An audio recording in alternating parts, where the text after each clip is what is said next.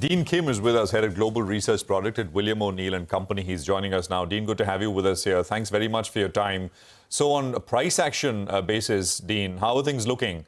Is the US looking like there is a bit more of a pullback? Will this develop into a deeper correction? What's your sense? Yeah, I mean, for now, both S&P and NASDAQ broke below the 50-day moving average. And now the next level support is at the rising 100-day moving average. So we could see some further downside, especially given, as you mentioned, Jerome Powell sort of walking back the rate cut scenario, as well as tensions in the Middle East. The bond yield has spiked up. So all of these things are not great for equity markets, but we are hopeful that the 100-day moving average will act as strong support. All right. Dean, hi, good morning, and thanks for joining in. So the Nifty, right, is down about 2.5%, 2.6% from the April 10th high of 22,750 thereabouts. On the charts, do you expect more pressure on the index? If yes, what could the floor and ceiling look like as we head into this corrective phase? Yeah, the index is sitting right at the 50-day moving average.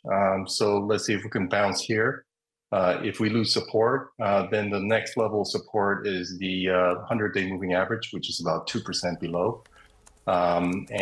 Should we, bounce from here and progress further, resistance is at the 21-day moving average, which is 1% higher. So far, I think India still looks constructive, but let's make sure that we can bounce from the current 50-day moving average. So the broad range is about 3.5%. On the way down, the 100-day moving average, 21,683, that's 2.5% lower. And on the way up, about 1%, right? Yeah, correct. Okay. What about individual stocks? Which ones have, come on your radar? Yeah, I think there's a lot of interesting names in basic material, cap equipment. So I'm looking at BASF, Solar Industries, Steel Authority, KSB, Zen Technologies, and so on. That's more on the cap equipment side. There's also consumer cyclical names that's popping up. So auto equipment, Sonia, BLW, Shriram Piston. Then you have Indocount, Phenolux, and so on. And then I would say, some selected financial names like Mahut Finance, Central Depository Services, and BSE. So those are all, looks attractive from an early stage breakout or setup basis. So looks interesting there. Dean, Sonia was talking about the large FPI foreign selling here. And I think what is exacerbated that is also the rupee weakness, which has been pretty pronounced. So I don't know if you've looked at the USD INR, but it's not just the rupee. You look at the Korean currency, the Indonesian rupiah, you look at other currencies as well. The Taiwanese dollar, for example, they're all at either new lows or multi-month lows against the dollar. So it's actually the dollar which is rising, hurting all these other currencies. Just thoughts there. Yeah, basically US dollar has been strong as of late. So we're currently sitting at 106. The problem is if we do break above 107, then there's a gap between 107 and 110. So I think 107 is critical that we stay below that. The rising bond yield doesn't help the situation. There's a lot of attractiveness for US dollar, especially when bond yields are spiking.